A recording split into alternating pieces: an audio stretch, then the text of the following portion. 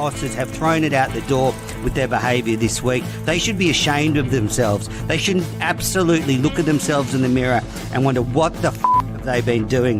They're hissing at us and calling us cheats in the Lord's long room, and they have the gall to say, talk to us about the spirit of cricket. Absolute bullshit. There's a big appeal, it's hit him on the pad, he's out! Lions gone, New South Wales are 9 down! Onto Sydney Road, and it hit a car! Oh, I think it's hit a car! What a way to bring up your 50! All you want is to leave it all behind. Now there is a simple remedy to stay fit for all eternity. Hello, everybody. Welcome back to Cricket Unfiltered. This is a live recording. I am Menners. Joining me from Melbourne is Damien Watson. Good evening, Damien. How are you? Good evening, Menners. And the typical Melbourne fashion, after a few heat wave type days, it's starting to rain, and I think it's only 21 degrees it got to today. So typical Melbourne weather. Hopefully that doesn't happen when the Women's Ashes test is on, and they will discuss that. But every time I hear that intro, it still makes me laugh. It doesn't dissipate the humour over time. Fires me up every time. I'm not particularly mad about anything tonight. I've got a few things to get off my chest, but I wouldn't say it's particularly mad, Manners. But I've had a great week. I mean, January is a cricket lover's delight. So since the last show, I went to the Sydney Smash last Friday. Unfortunately, that was rained out, but then that led into a fantastic weekend of Big Bash cricket on the television. Then Sunday, I did a bit of cricket commentary on the Community Cup final. Congratulations to Wollongong, who lifted the trophy. Monday night, I was at the SCG for the Women's Ashes T20, and I got to see Australia retain the Ashes. I can't tell you how joyful it was just to see England absolutely crumble in front of my eyes. Nothing is more delightful than seeing the English just come to Australia and embarrass themselves. And fortunately, they do it a lot. Men's and women's team, and the women's team's turn this time, and they've fallen in a heap. And then last night, to cap off the week, which is why the show wasn't recorded on our usual Wednesday night, I went to the Thunder Stars Eliminator at Sydney Showgrounds and saw the Thunder bundle out a very disappointing Melbourne Stars. And Damien, I guess the first thing that's very interesting is the Stars snubbed the media after the match. So they didn't respond to any requests from, I think, the TV or the written media to talk to anybody. So they threw the toys out of the cot. They wouldn't face the music, and very disappointing. It's one of the biggest clubs in the country.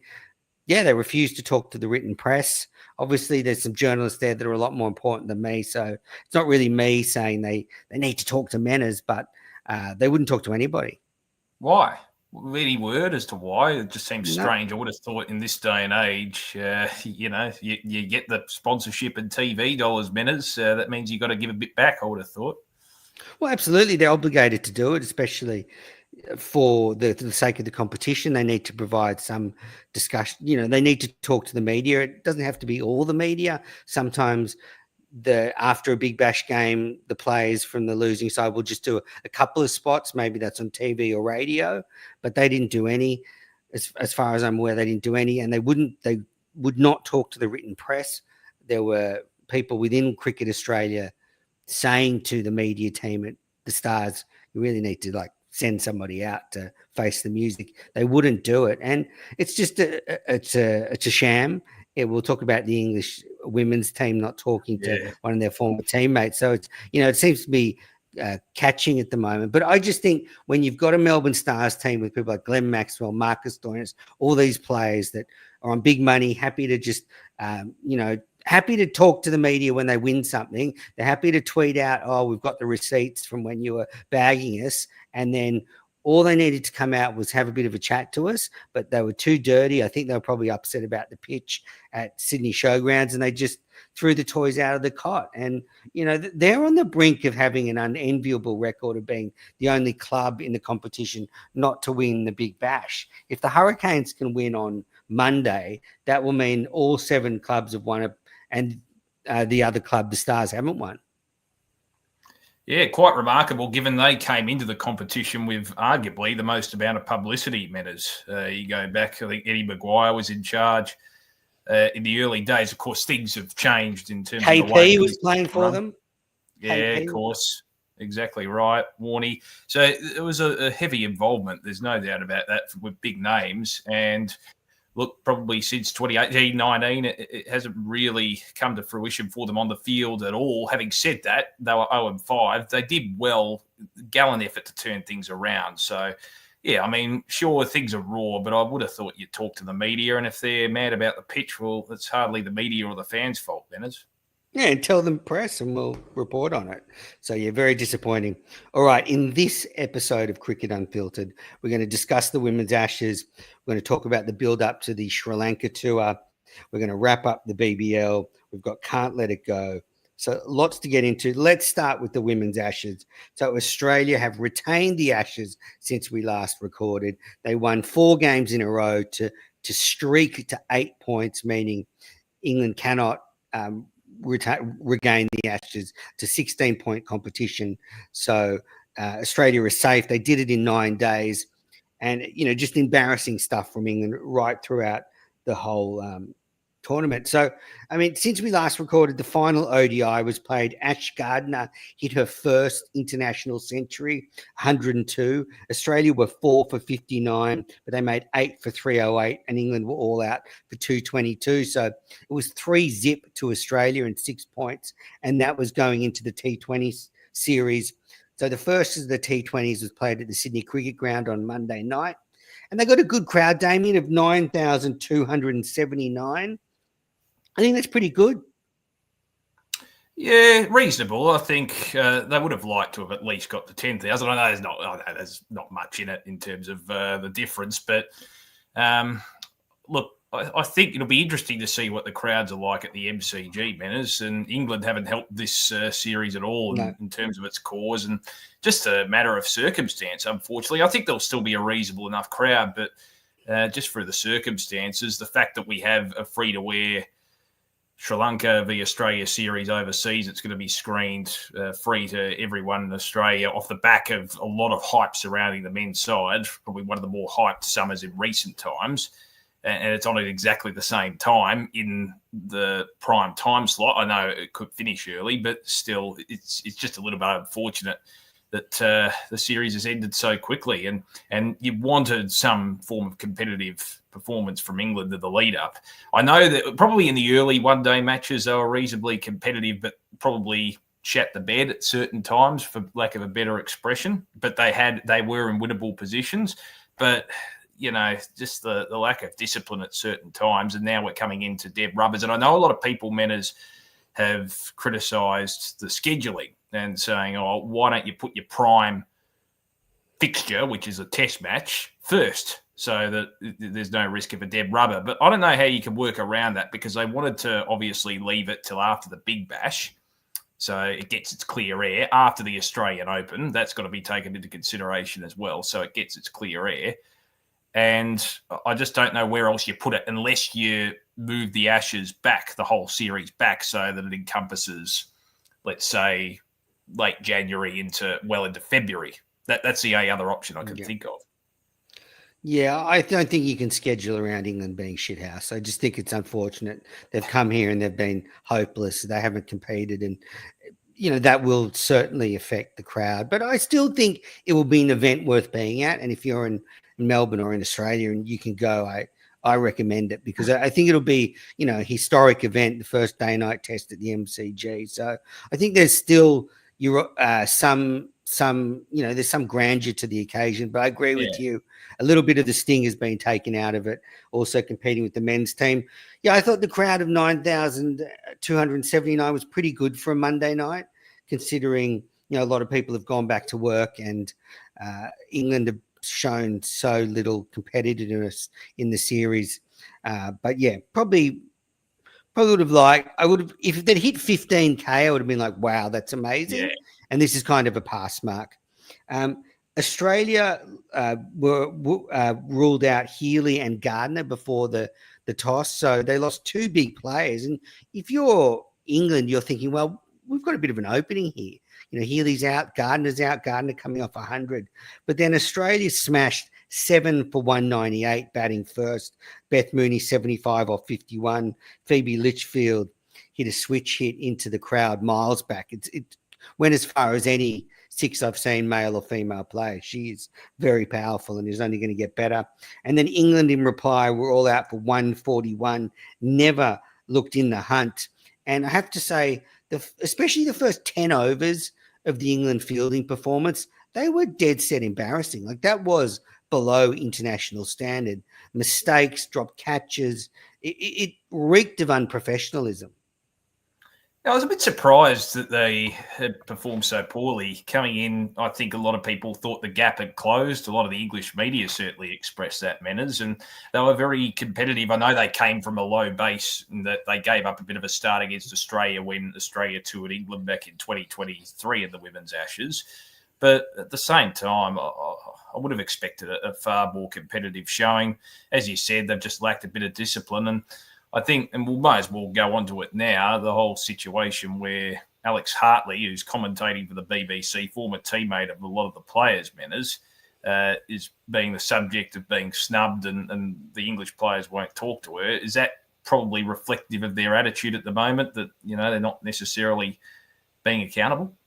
Oh, absolutely. So, I want to talk about two things that really display to me how lost this English team is. So obviously they were just abysmal in the field on Monday night. But then at one stage, Bouchier went down in the field at sort of long off, I think, landed on her shoulder, and she was in a lot of pain. She was writhing around, and her team. No one there. None of her team went up to her. In fact, I snapped a photo of Heather Knight, the England skipper, just having a chat near the pitch. Now, that is just terrible team culture. That, especially your captain, if one of your players is down, you jog over and see how they're doing. And, that just shows to me that team has some problems. They're obviously not a close team. And the captain sets the example. It's up to her to be the one to go there and check on the player. So that was bad. And then, what you brought up about Alex Hartley came out the day after. So Alex Hartley played in the England team. She is now in media. I think she's working for Channel 7, maybe even an English TV network and the BBC. She was supposed to do TV interviews after the game, and Sophie Eccleston snubbed her, said she wouldn't do or refused to do the interview. And Alex Hartley then wrote an article basically saying that since she criticised their levels of fitness in the T20 World Cup, that some of the players are not talking to her and she's lost friendships. She also made a point of saying that there are some players in the team she is still friends with and it hasn't affected her relationships with everybody. But, first thing I will say is you do not have to like who interviews you on TV, but it is your job to do that interview as a professional cricketer. Sophia Eccleston has no right to refuse the interview. She doesn't have to be mates with Hartley. She doesn't have to have a beer with her in the pub or a drink or anything, but you be professional and you do the interview. That is just awful behaviour. We saw back in the day, Menners, remember Steve Waugh and Ian Chappell didn't particularly like each other, but Steve Waugh always turned up when Chappelli was there with the toss and the microphone, etc., and he always answered questions because it was expected of him. You've got to be a professional, and it's for the public. That's sometimes something the players maybe forget in this situation. You're really talking to the public. It's what it's for. It's not necessarily for the amusement or for the satisfaction of the journalist or commentator that's interviewing you, Menners. You're doing it for the public. So absolutely. And was she even specific in outing Eccleston in her comments off the back of the T20 World Cup? Okay. Oh, I don't know. Sorry, I don't know if she. Yeah. I didn't. No, I don't know. But I think it didn't come across to me. So that reflects maybe there's a bit of past friction between the two, because Eccleston's probably thinking, well, she's made comments to me in the past. I don't know. I just wonder whether there's a bit of history there, because unless she's specifically outed her, I just don't see why you would go to that length of snubbing her. Well, Eccleston doesn't look as fit as she used to look. No, but I'm just saying, if she hasn't mentioned her specifically, why did she go to that length of snubbing her? Now it's. I just think, yeah. Well, maybe, I mean, they're clearly pissed off. So, I mean, I've got a few thoughts around it. We've actually touched on this earlier in the season when Tim Payne said some of the players within the Australian team, I think, are pissed off with some of the stuff he said since retiring. Firstly, I think the players have to be more professional. That's a given. I do think there's some naivety in Hartley's comments around, not naivety, but I think she needs to realize that once you move into the media and you start critiquing, it's very hard to maintain the same friendships because, you know, the way you think when you're in the media and the way you have to think as a player are very different. And we've talked about this a lot. They often clash. You know, if you're a player, you've got to be positive. You've got to focus on the good things. You got to try and put the mistakes out of the way. You know, all this other, you know, all the stuff that we hear when players talk, you know, it's all about the process, one game at a time, all this. So they have to think in a very different way to someone in the media who's delivering content for an audience and is looking with a critical eye because that's how viewers are looking at it. That's what the audience wants as well. So, you know, I think Hartley's got to realize that actually you've almost got to keep a bit of distance if you want to do your job properly. Like, and yeah, that's what I would say to her, that probably it's a bit naive to think she'll still be friends with people because even if it's right saying they're not fit, they're still going to be pissed off. Like they're not going to want to hear it. Yeah, I see your point, but at the same time, I think in this day and age with professionalism matters, if you want to be a professional product, and the women's game is growing more and more professional over time, and Elisa Healy made this point, didn't she, last summer when she was asked about it, it can't just be all positive when it comes to media comments. You've got to be, I mean, if it's personal, it's a different story.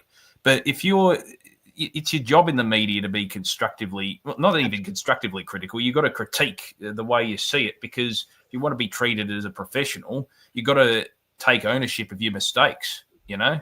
And we, in the media ourselves, matters whenever we make a mistake. Well, in most cases, I think, and there's always exceptions, but you cop it and you realise, well, you made an error. And I think it's the same with players. You're getting paid a fair amount of money. You're going to have to accept a bit of criticism if it's warranted, even absolutely. If you don't agree with it. Yeah, absolutely. But I just think a lot of players, they don't think like that and they have tunnel vision. And then it does change as players mature. And, you know, we're seeing like someone like Elisa Healy is doing media work. So she's actually in there and realising, oh, you know what? When I'm commentating, I've actually got to say something. And when I say something, it might not always be positive. And so she's smart enough to realize that. But I think there are some players that I don't think about it from the other perspective. But I think it comes down to the way they're managed, Menners, to a degree as well. I mean, if you're going to be mollycoddled, I'm not suggesting this is happening in England because I'm not inside the four walls, but, you know, you have to be conditioned to accept criticism within your own four walls, Menners. And it doesn't necessarily mean you have to be berated, but you got to accept feedback within your own four walls. And if that's not reflected in the way you deal with media, well, that's probably a bit of a failure, in my view, on the part of those who are managing these players, because I think they have to be conditioned from a young age. You're entering into a professional environment. You got to expect criticism. Oh, yeah. And I think there is going to be a lot of pressure now on Heather Knight and John Lewis, the England coach, after this poor performance. So maybe we will see a change behind the scenes. But, yeah, just a woeful performance from England in the Women's Ashes. They just haven't thrown a punch yet. And Australia retain. So, yeah, we'll closely monitor the Alex Hartley situation because I love a good media beef. So we'll be keeping an eye on it. Just a question for you, Menners. We were talking before about how the gap was closing. We said that in the wake of the T20 World Cup with Australia's exit there. Have the doubts about Australia been a little bit premature? It's a good question. I mean, I think we're seeing Australia's depth really shine through in this series. We're seeing younger players emerge. I do think T20 cricket is where the teams are the closest. And we see this, you know, male and female cricket. So, you know, I think Australia is still, you know, the best one-day side in the world by a long way. But Yeah, I don't want to completely write off England for this poor performance, but this Australian side, I think, has got over that hump where they lost Lanning, they lost Haynes. Healy's not quite the player she used to be, mainly because of injuries. But I think now we're seeing them be replaced and younger players step up. Litchfield, Sutherland, even McGrath's looked good in this series. Gardner is back in form. So, yeah, I guess, yes, to answer your question, I think fears of this Australian team's demise might be overplayed. And another thing I wanted to bring up too, man, is if we can, the Australian women's team, they're probably they'd be one of our most successful national teams, men's or women's in any sport. And I know the Women's Ashes has been heavily marketed by Cricket Australia. And look, there was reasonable. The North Sydney crowd was fantastic. There's a very good crowd at the SCG, etc. But do you think they get the publicity that they should? I mean, sometimes, as you mentioned in the past, they can be a victim of their own success. Maybe they need, and this is where Phoebe Litchfield, someone like that, can come in. Maybe they need a marquee player to really wow the audiences, because you can be a very disciplined player, and it's good to have disciplined players involved. But as we've seen in the WNBA with Caitlin Clark absolutely starring and just transforming that league, which was a loss-making competition, to a league that is very, very prominent now in the US. Maybe you need a couple of marquee players and personalities to really step things up, because it's all good to win, and that's what you aim to do, of course. But if you want marketability, you probably need marketable players like Litchfield and like Grace Harris to really be in the spotlight, I suppose. Because I guess the basis of this question is, do you feel as if, and I'll ask the people out there who are watching this live, do you feel they get the attention they deserve? Look at the Matildas. I mean, they got a statue for finishing fourth at the World Cup winners last year. Yeah. Look, I do think they get the recognition they deserve. One thing I would say is that they are a bit of a victim of the TV deal, where the World Cups are behind on Prime, because that is like where they really shine is in World Cups. Like that's their big event, isn't it? Because they don't have the Test series or the level of Test matches that the men's do they? Exactly. So the fact that they're behind a paywall now is probably not great for them. But I do think they're recognised. And when I go to the games, they've got a lot of really dedicated fans. But yeah, you can't compare the power of cricket and football. I think that, that Women's World Cup's such a huge event. It dwarfs the, female cricket equivalents. Yeah. No, fair. All right, let's take a quick break, and then let's get into the build-up to the Sri Lankan tour. You are listening to the Cricket Unfiltered podcast. I am Manners. I'm with Damien Watson. Thanks to everybody watching live on YouTube. So Australia we'll be playing Sri Lanka starting about next week, I think. So under a week away from that Test tour starting. And I don't think it was announced last week, but Channel 7 will be covering the tour. So this is the first free-to-air Test tour overseas being televised since 1997. Non-Ashes, that's right. So Australia toured South Africa in 1997. I think that was on Channel 7 as well. And Channel 7 have scooped in to buy the rights. So I have been sniffing around and found out that the way this happened was Fox Sports were playing hardball with the negotiations. Channel 7 just came in and bought them, just said, I think, Fox Sports were negotiating, trying to lower the price, and 7 just came and said, no, we'll pay that, and just took it.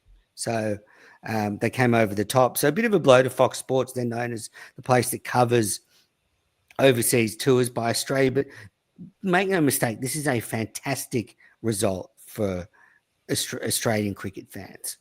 Cricket on free-to-air in prime time just shows how valuable the summer was. And I'm so thrilled Channel 7 have done this. I love Fox Sports. I have no problem with cricket being behind a paywall, but it is inarguable that cricket being on free-to-air is better for the game. We've seen it with the white ball formats. They have completely tanked since being put behind a paywall. But so I can't wait for this tour now. I agree, Manners, and you've touched on a number of very good points as well. I mean, free-to-air TV isn't as powerful as a medium as it used to be. There's no disputing that. The numbers reflect that. But when it comes to sport, but that's probably the shining light when it comes to free-to-air with all sports. Because at the end of the day, if you've got it as a media organisation, and people are going to turn to it.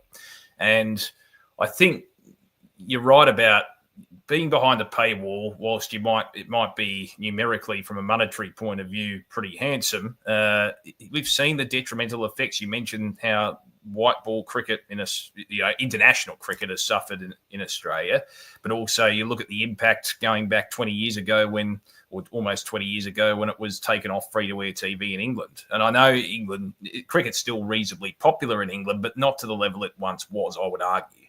So you got to have that accessibility, and it's a great result. I don't know if this would have happened. I don't know, you might have a different point of view, Menners, but I don't know if this would have happened if this was this time last year, because we're coming off a bit of a weaker international summer. I think the Channel 7 have been very opportunistic and very good about it in that, realising, they've had record ratings ever since they took over the cricket rights from this summer. They've got prime time slots because of the time zones. They're going to have cricket at night in prime time. There's not much competition, it must be said, now that the Australian Open will be over come the end of this week. What competition is there? I know we've got the Women's Ashes test match on at the same time, but, there's not a heck of a lot else going on. We still haven't got into the footy season yet. There's the NBL and the A-League, but the A-League is struggling, as we know. So it's a pretty good opportunistic time. Probably the only thing they're competing against is Married at First Sight, Minutes. Doug, absolutely. A couple of things.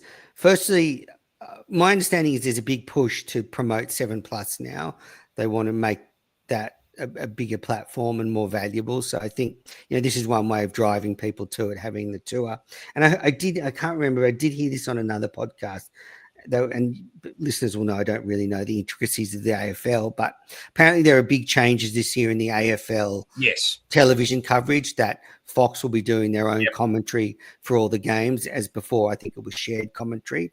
So I think and I heard this somewhere else, that Channel 7, this is a way of Channel 7 driving people to the platform before the AFL season, so maybe they're in a position to keep a lot of those viewers, so they don't go over to Fox, or maybe they think, actually, I don't need Fox. Well, I think the streaming aspect is critical, because KO is a well-recognised brand in Australia, isn't it, Manners, particularly when it comes to sport. When you think of sport and streaming services in Australia, that's the one, isn't it? I know Amazon are trying to get their foot in the market, and I don't know if Paramount's been a great success with the A-League. So, KO is the most recognisable brand. So I can see why 7+ is being promoted heavily by Channel 7, because they want to try and match it.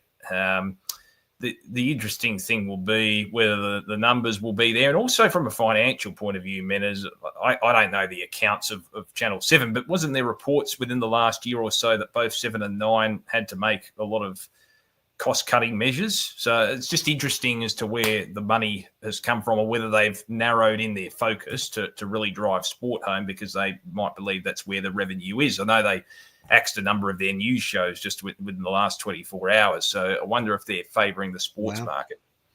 Yeah, well, live sport is a huge asset, because it's one of the only things that people will watch live, like it's appointment viewing.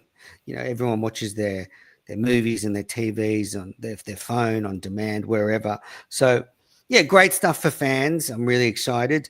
Just with news around the Aussie team heading to Sri Lanka. Well, Steve Smith has been given the all clear. He had some elbow issues. I actually think it was in between the two shows, but yeah, after the Sydney Smash last Friday, there was some reports that he had aggravated his elbow. He had surgery on it, I think, a few years ago, and so now he's got the all clear. He's over, I think, in Dubai preparing for the series, and Matt Kuhneman is still in the hunt. Broke his right thumb, but reports are he'll be available for the second test, maybe not the first, but we'll see how that goes. So look, the series starts in a week. There's no real news out of Dubai. I read a report from cricket.com.au that the way the centre wicket practice looked, it had Khawaja and Labuschagne opening, and then the middle order, with Constas not really there. So I wonder if they're going to mess with the batting order for the series. What would you do, Damien? Oh, I don't know. I mean, do they? It probably depends on how well a lot of the players play spin. Isn't there still an element of the unknown in a way as to how Constas, for instance, would handle those conditions? I mean, he's still relatively inexperienced even on our shores. Yeah, absolutely. Like maybe you'd want to. I mean, I think I would drop Khawaja and back Constas because Constas is the future.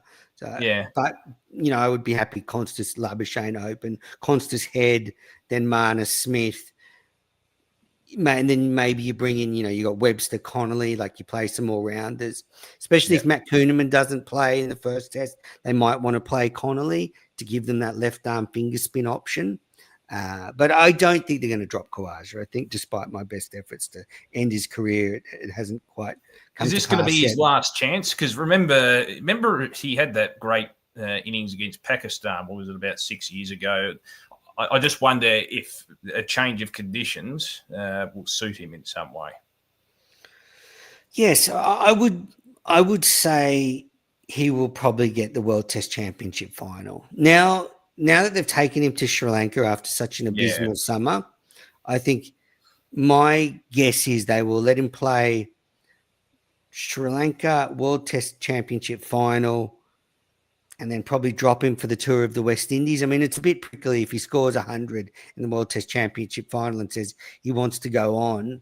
But I think you've got to look at the sum of his output in the last 2 years and just wonder what we're going to get from him. But I would love them to play Constas. He's the future. He's the guy we want to take to India in 2 years. So get him out there. Yeah, fair enough. I guess it'll be interesting to see how he goes in the conditions. That's all. But he has the confidence behind him, a lot of youthful exuberance, so you can't knock that. And it'll just be interesting, just given his lack of experience in those conditions. Yeah, agree.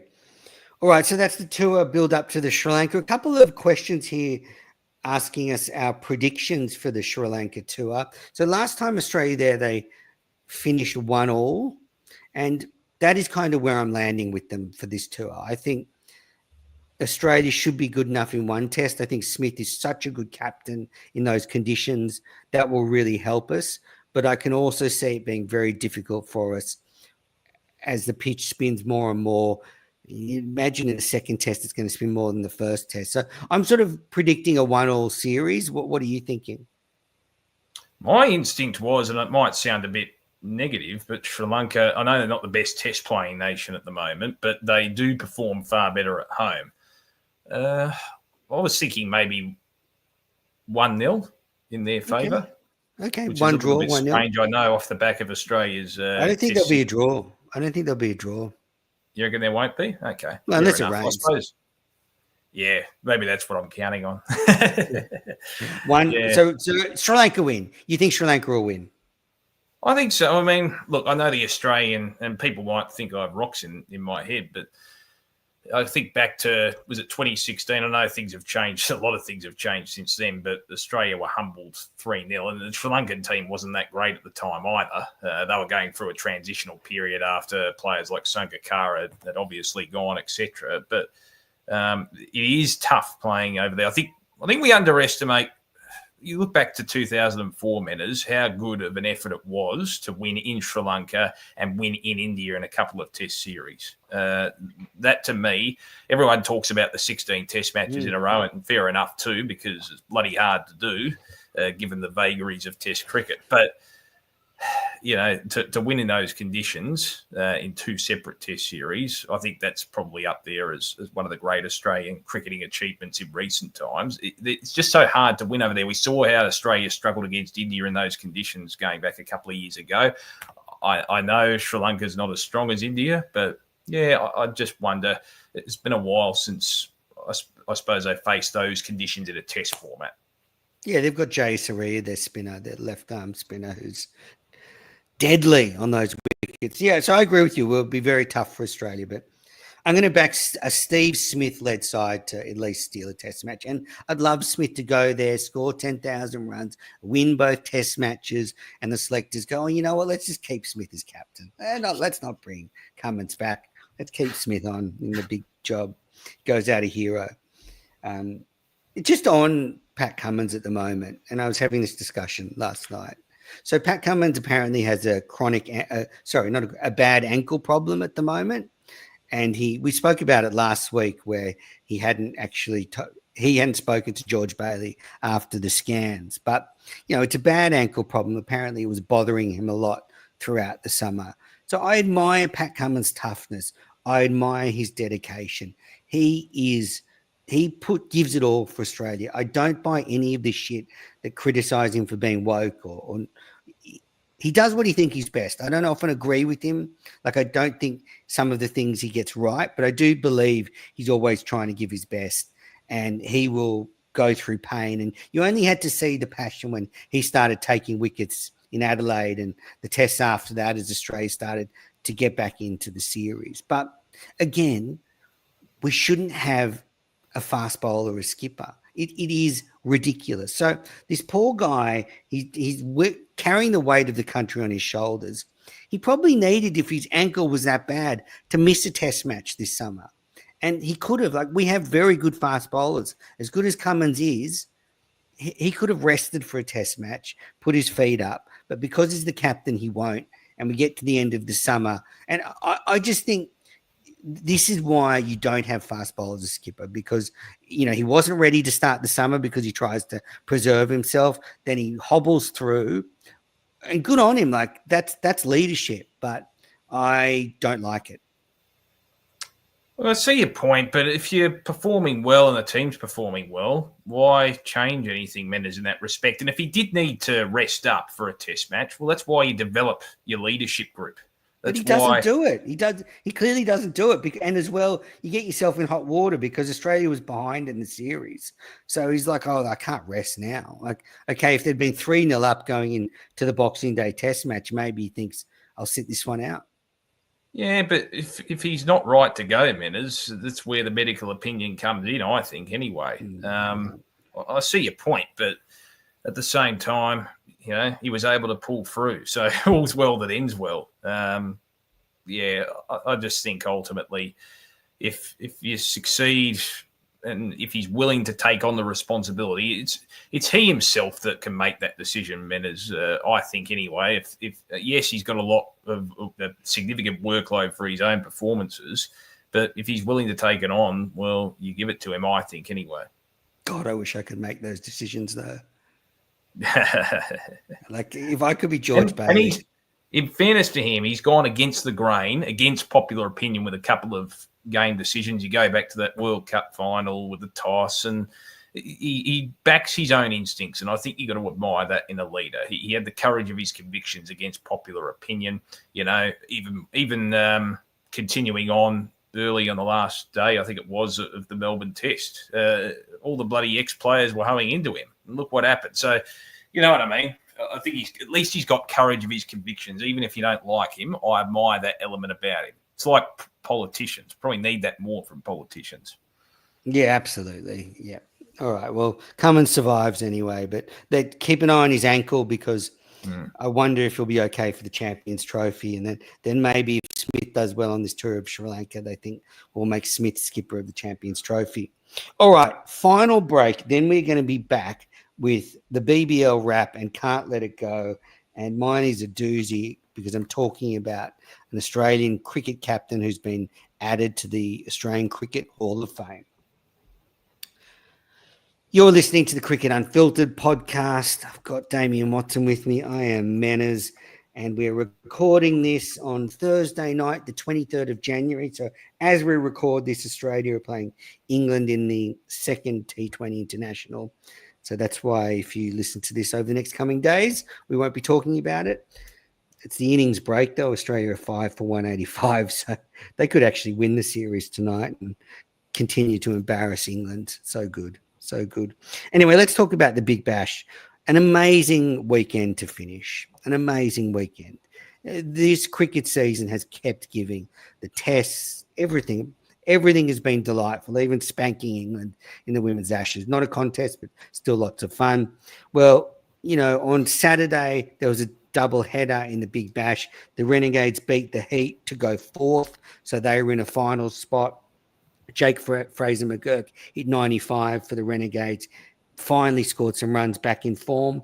Then after that, the Scorchers played the Strikers, and the Scorchers won, and they went to fourth. So we had a change within a few hours, and that meant in the final game, the Stars had to beat the Hurricanes to lock in fourth spot and get through to the finals. And they did it on Sunday night in primetime. Primetime maxi 2 weeks in a row, 76 not out off 32 deliveries. The Stars made 219. The Canes were never in it. So then the Stars went to fourth, knocking out the Scorchers. So just a magnificent climax to the regular Big Bash season. And, it really shows in the rankings. Cricket Australia released some figures that audiences have grown 20% year on year across all free-to-air coverage, and it's their highest audience they've ever had in the BBL since taking the coverage. And the match on Boxing Day, the Stars v the Sixers, had 1.24 million viewers watching it, and the average audience on a free-to-air is 742,000 viewers per game. So, they're astonishing figures, Damien. I mean, I know AFL doesn't quite reach those figures. Well, it's interesting, isn't it? The other element, and probably what makes it more impressive, men, is even when the Australian Open started, and don't forget 7 and 9 are competing effectively with their sport over summer, they take prime time spots because there's nothing else on. The tennis always traditionally wins. There was bar that day one, which was rain affected at the Open, that was beaten by the cricket that particular night, day one of the Australian Open. But tennis always traditionally wins it, and that's been the case for much of the Australian Open campaign. But importantly, though, from a cricketing point of view, there hasn't been much fluctuation when it comes to the cricketing figures. They've maintained their audience. There's been no drop. In fact, there's probably been a slight increase in terms of their average numbers as opposed to a decrease. So they've certainly held a lot of traction.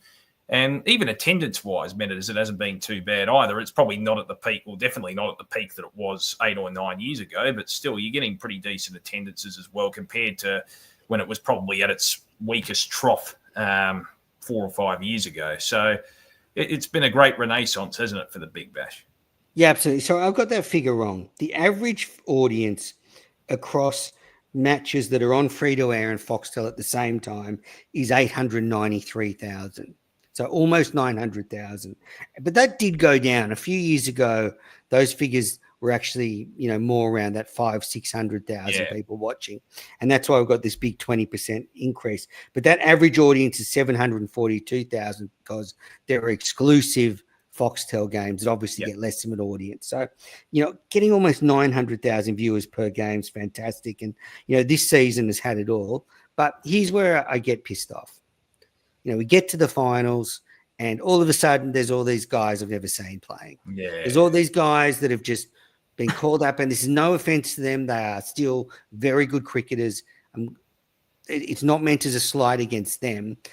I just don't like the integrity of the competition when the teams change so much from the regular season into the finals. In the last 3 weeks, all the teams have just lost players, like not just the 1 or 2 players. Like, when you add in the players going off to other leagues, the international players, the Aussie players going off to internationals, then you throw in a few injuries, and you've got players being called up from grade cricket.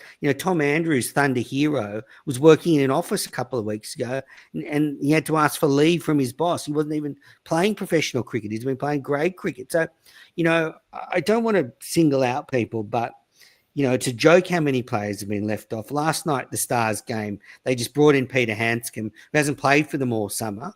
He was just replacing Bo Webster. They had a spin at Doug Warren. This Thunder had Jilks and Wiebken. These guys aren't going to pull a crowd. And I do think it harms the integrity of the competition. And I look at a team like the Hurricanes, and I think they're actually in a good spot because they haven't lost many players. They're pretty stable. It's just annoying. And Mitch Marsh didn't play the last home game for the Scorchers. Just didn't play, even though he was at home. Sean Abbott and this was someone in the press box was saying last night that, it's Sean Abbott's headed off to Dubai to get ready for the Test series. Yet there were, pictures of him and Khawaja playing golf while the Sixers are fighting for their life in the Big Bash. So I just think this is fucked. And I think actually at some point, Cricket Australia are just going to say enough's enough.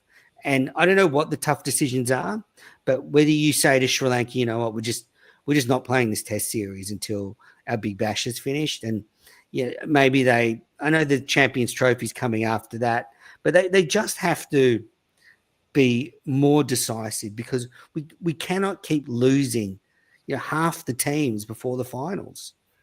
Look, I agree in the respect that the integrity of the competition is at fault. I think when it comes to losing players, 100%. That's why it's always going to trail off against the leaders like the IPL, like various competitions. Even I know the 100 doesn't necessarily have the best of the best or anything, but at least they do pull decent crowds, and we've seen that in the Big Bash as well. But South Africa, of course, they've got the money in. So is this where we say, you're right, I do wonder whether there's a financial aspect to this, whether do Cricket Australia benefit from the TV rights as a result of this tour of Sri Lanka, and they had to sort of not curtail, but they have to secede to their demands? No, I think it is the tight turnaround. So again, we're just beholden to everybody else. So we've got a Champions Trophy. I don't know exactly why are we beholden.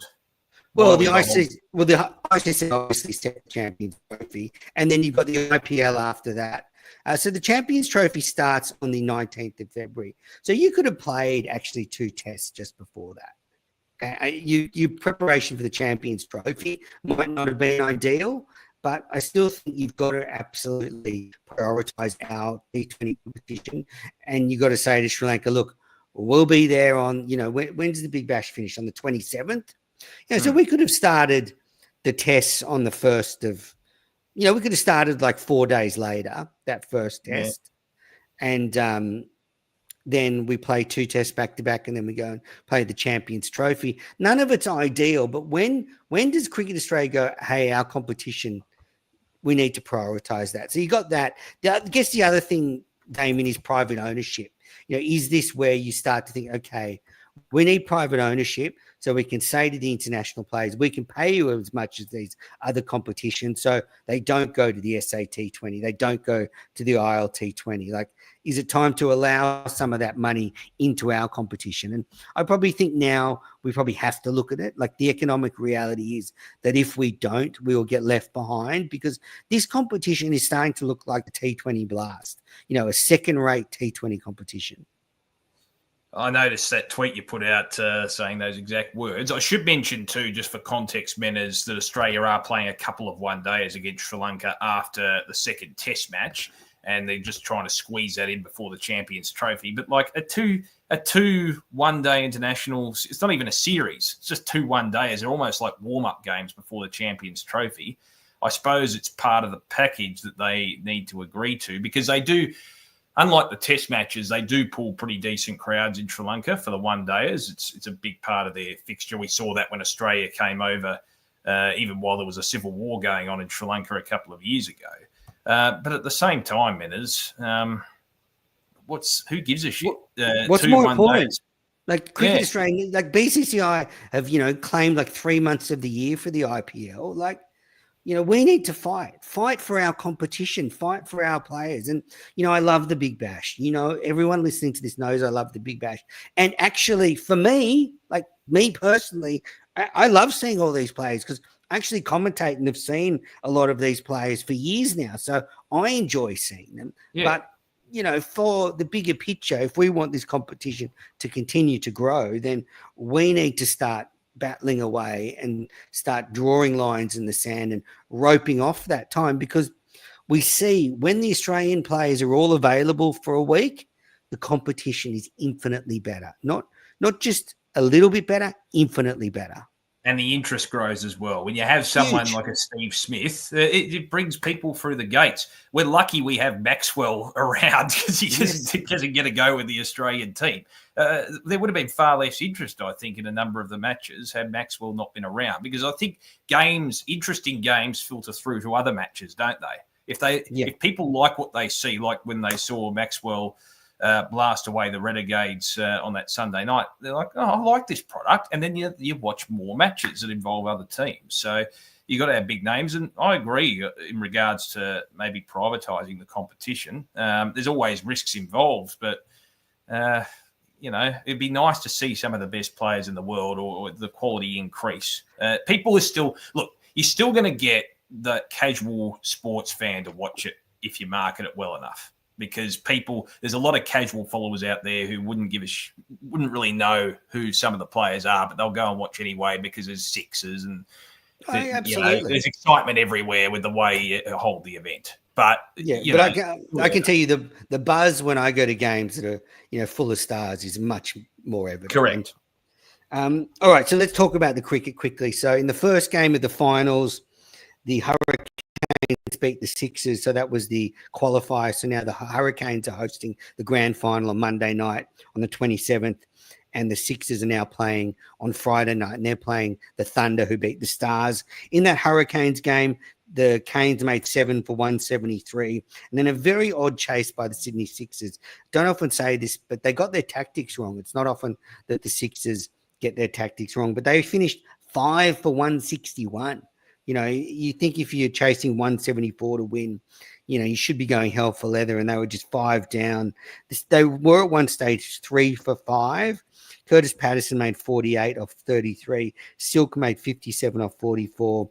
But then when Curtis Patterson was out, they needed to send in Ben Dwarshuis, but instead they sent in Lachlan Shaw, and the Sixers just weren't able to score quick enough. So Shaw ended up making 33 not out of 25, just not good enough when you're chasing 11, 12 and over.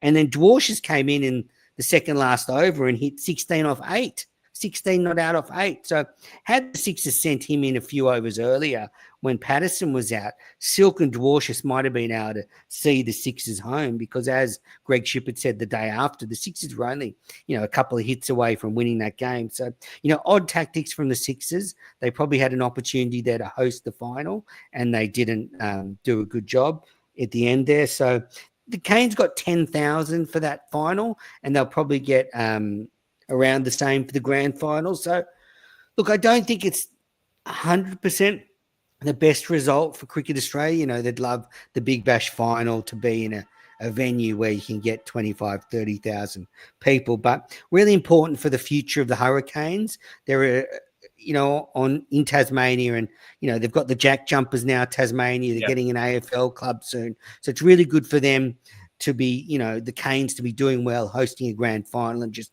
solidify their position in the community. And good for cricket in Tasmania in general, Menners. And I think back to last season when they had a pretty good Sheffield Shield season as well. I know it's a different format of the game, but you got to look at these things in the bigger picture.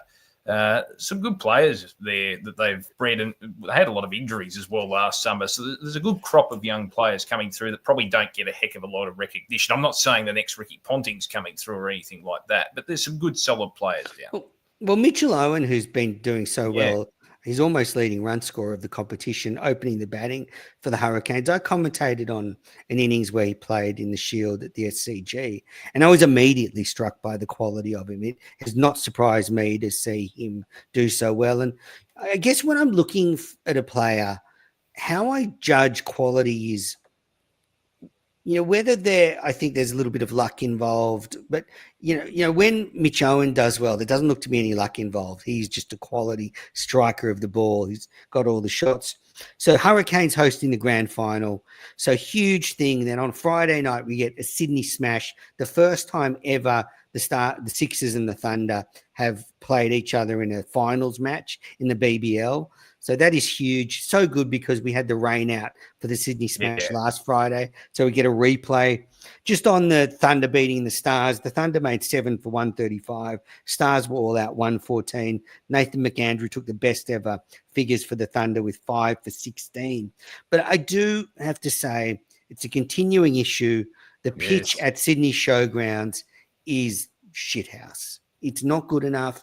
And I go to a lot of the games out there with Scott Bailey, who works at AAP, and he's always beating the drum for this, that the Sydney Showgrounds pitch has never been good, and it's never good enough. And again, this season, it's again been so. I think it was okay for one game, the first game, but they've just got to get it right because that was not a good spectacle last night. I'm sorry, but if you're watching on TV or you've turned up, it was far too slow. It was gave too much assistance to the spinners. And the basic thing is, the tactic is on those pitches, you want to just work the ball around. It's not about 4s and 6s. It's about, 1s and 2s, the odd boundary. And that's not what T20 cricket is about. Like, they don't have to be a road. They don't have to be a highway, but they need to be better than the shit we got last night. And unfortunately, I don't think it's ever going to improve. What's worse, that Marvel Stadium or Geelong Menace? Well, I think actually what's helped the showgrounds is the fact that Marvel Stadium was so bad. It was sort of hiding how bad the showgrounds was as well. And yeah, Geelong, they only played one game. But they had the one game there. Yeah, and it was terrible. And then Coffs Harbour's always rained out every year. So, but I think they've just got to do better with the showgrounds. It's too important for Sydney. That's Western Sydney in particular. You want to build a fan base out there too. It's a big population. Yeah, like there were people. Yeah, just they need to get better in it. Unfortunately, year on year, it's not good enough. I asked Tanvi Sanger about it after the game, and he said he thinks it's good for cricket to see different types of cricket, not just always the same. And of course, he's going to say that. He's a spin bowler, so he loves the fact that the pitch is spinning more. But I said, I think there's a bit of a middle ground. The one thing I do applaud the Thunder is this year, because it's their home ground, they've actually adapted to the conditions really well. Like, they've realised it's not a ground where you need to go out and score 180. You've just got to get a defendable score on, and then they pack their side with spinners. But, Tom Andrews looked like, I don't know, he just like a world beater last night. He looked like, the best left arm spinner. Looked like he should be playing in Gaul, but I guarantee he ain't that good. Yeah. He's not Ravindra Jadeja, for example. Well, do you think they should spend a bit more money on the curation, Menners? Is that what it comes down to? Is it? I mean, some grounds are just not conducive. Marvel, that was a little bit different because they had a lot of other events on at they had the RMIT graduation a couple of days before, so it's a different kettle of fish. This is probably one where they've got to look at it long term, other than just holding different events there. It's a different problem to Marvel. Yeah, absolutely. So their drop-ins they're grown just not far away from the ground. Trent Copeland, who's in charge of the Thunder, I've got a good relationship with Cope, so I'll reach out to him and maybe we can get him on the show after the Big Bash and have a chat with him about it. All right. So Big Bash, next time we record it, will be done and dusted. Yeah. This Friday night, Thunder Sixers. Monday night, Hurricanes, and the winner of that game. I don't know, I don't have a tip, but I guess I'd like the Hurricanes to win. Hurricanes or Sixers for me. I'll go with the Hurricanes. I think if Owen, Jewell, McDermott, they have big matches and they like playing at Ninja Stadium, as they call it now. Shorter square, pretty short square boundaries compared to other grounds. I think they'll take advantage. So I'll go with the Hurricanes. Yeah, I like it. And I guess just tipping the Thunder Sixers game, I think the Sixers should do it. I think the Sixers just have more depth. Like their replacements that have come in, I think, are better than the Thunders. For example, Curtis Patterson hasn't been playing much. He looked $1 million the other night. Yeah. I mean, he's just been recalled to the Cricket Australia side to play the England Lions in a couple of weeks. He's in red hot form. So I think the people coming in for the Sixers have a little bit more quality. So I think on their home patch, they should knock out Warner's Thunder. All right, Damien, we're running out of time, but let's do it. Can't let it go. That little bit of cricket news, you just can't let go through to the keeper. I'll let you start. Yeah, so our colleague Daniel Beswick Menners is at the Under-19 Women's T20 World Cup that's on in Malaysia, and I'm sure he's having a fantastic time as well. Australia effectively have gone through, so they were on top of Group D. They won every match in Group D, and they've got the West Indies. They're playing the West Indies within the next couple of days. They're already 2 from 2 in the Super Sixes, so they're going along strongly, the young stars. So good to see And we saw this in the women's Big Bash as well. We've got players like Bray, like Hamilton. Those young players who are teenagers, they're ready to perform at the top level almost. So it's good to see the blunting of young female talent in the women's game. Yeah. Yes, Kiva Bray is going to be a star. She is going to be a gun. She's absolutely dynamite. Runs, wickets. She's dominating this World Cup. All right. My can't let it go is former Australian captain Michael Clarke has been inducted into the Australian Cricket Hall of Fame. So great recognition for former Australian captain and, wonderful player for Australia. One of the best batters I've seen for Australia. So he played 115 tests, scored 8,643 runs, made that brilliant 329 not out at the SCG, 2,800s, 27 50s, average of 49.1. That average did come down in the last couple of years quite a lot from sort of almost mid-50s. So he sort of, a bit like Ricky Ponting, faded out at the end. But also I think it's forgotten what a great one-day player he was. 245 one-day games, almost 8,000 runs, 800s, 58 50s, an average of almost 45. A divisive figure in some ways, Damien. But, I've said this before on the show. I think he's almost an embodiment of the changing generation of the Australian side. Like, I think he would fit really well into the current side where it's, go to your hotel room and order Uber Eats. It's not like it was when he was playing where it was still seen like you had to go to the pub together. And, it was a bit more of a drinking party culture. And I'm sure there's still elements of that to the current team, but it's more of professional culture now. I think he would have fit in more. So I sort of think, maybe he wasn't painted in the best light, but he was sort of a victim of the changing of times. But, how will you remember Clarke? Fantastic player. I mean, when it comes to staying out there for a long period of time, he was one of the best exponents of it, but also could be very entertaining as well. He had that duality of being patient at times when the chips were down, but also could be an entertaining player. A great variety of shot selections. You got to remember, Menners, when he came into the side, Australia were at their absolute peak and he still managed to break in as a youngster. You can't understate how difficult that would have been when so many classy first-class players were getting left out. He managed to come into the team and he performed straight away. Remember in India in 2004, he just stepped up and belonged at the level at such a young age. And he kept going. Remember also, there was that element of in the early 2010s when things weren't going all that well for Australian cricket Menners. He was one who stood up and hit big knocks. He was a player you could rely on. So at a time when the chips were down for Australian cricket, he was probably the shining light on the field. I think you're probably right. Maybe because his relationship wasn't all that great with the media, that probably affected the way he was perceived as well. And as you said, a polarizing figure with the public. But you look at his playing record, very, very good, not only when things were going well, but when things were going pretty poorly.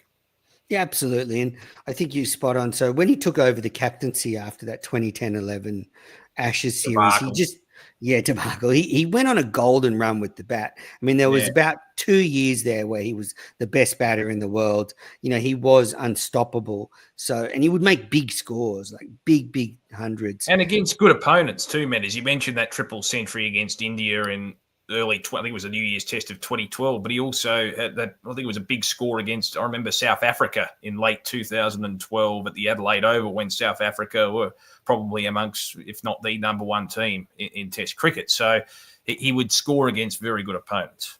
Yeah, absolutely. And even that 2014 tour of South Africa where he made a brilliant 100 while Morkel, broke his shoulder, I think, at one point, and he kept batting. So, terrific player, great batter. And I do think actually, his back went really early for him. He retired quite young. And I do think the treatment on his back and the injury to his back did affect and hamper his career at the end. So that definitely probably contributed to his loss of form. And I also think it's important to mention what a strong leader he was after the tragic passing of Philip Hughes.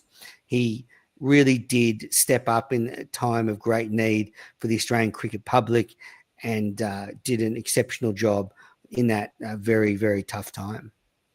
No doubt about that. And you go back to the success of 2015, not long after that as well, in the World Cup. It was a probably, look, there was still a few things going awry for Australian cricket on the field at that time, but they still managed to achieve great things even during a tough period, as you mentioned. And I think also Menas, just from a personality point of view, he did bring a bit of personality to the game. He didn't get along with his teammates the entirety of the time, but I know he fell out with Andrew Simons towards the end. There was the famous Simon Kadich story as well. But I think the majority of players wanted to play for him.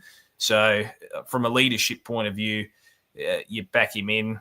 And, yeah, a great figure. I know he does a lot of media commentary as well, and he's had a bit of a colourful personal life, but yeah, you can't discount what he brought to Australian cricket. And as you said, there was a time there for a couple of years where he was probably the best batsman in the world. Absolutely. All right. Well, Pup, into the Good Hall of bowler Fame. too. Good bowler, I should mention too. Remember, 6 for 9. He took in a Test match against India. He won the New Year's Test in 2008, the controversial one at the end, taking 3 quick wickets towards the end. So I should mention he did make a mark with the ball too. Yeah, absolutely. All right. Well, Michael Clarke into the Hall of Fame. Damien, you're into the Cricket Unfiltered Hall of Fame. Great show. Wow. Great to catch up with you. Where can the listeners connect with you? Does that mean I get a gold watch? No, mate, joking. At Damo_Watts on Twitter. And thanks to all those tuning in on YouTube and the various platforms as well. And send in any questions. Absolutely. Well, listeners, thanks for tuning in. We'll be back before the Sri Lankan first test with a preview. So that starts next week. So we'll make sure we drop a show before then. There'll definitely be some more news out of the Australian side. So that starts the 29th, which is next Wednesday. So we might have to bring forward a recording so we can preview that test series. All right, everybody. Thanks for tuning in. Thanks for watching, and we'll be back soon.